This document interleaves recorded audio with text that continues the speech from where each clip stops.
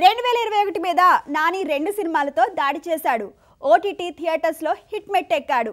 Tamannaah year కదిలించింది, కవ్వించింది, భయపెట్టింది. అలానే నాగ చైతన్య, అఖిల్ ఇద్దరికి ఏడాది భారీగా కలిసొచ్చింది. మెగా హీరోలకు ఈ ఇయర్ మిక్స్డ్ రిజల్టే ఎదురైంది. నేచురల్ స్టార్ నాని ఈ ఏడాది టక్ జగదీష్ అంటూ ఓటీటీలో సందడి చేశాడు. మిక్స్డ్ టాక్ తో ఈ సినిమా ఫస్ట్ వీక్ సోసోగా ఆడినా తర్వాత పికప్ అయింది.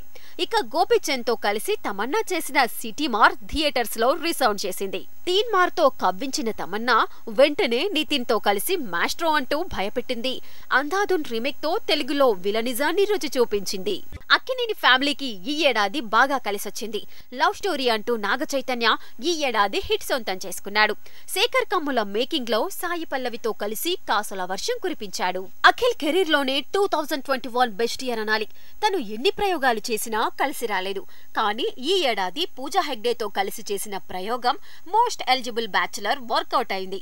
అఖిల్ ని గట్టెక్కేలా చేసింది. నారప్ప అంటూ ఓటీటీలో సగం సంతోషమే దక్కించుకున్న వెంకీ ఈ ఏడాది మరో రీమేక్ దృశ్యం 2తో హిట్ సొంతం చేసుకున్నాడు.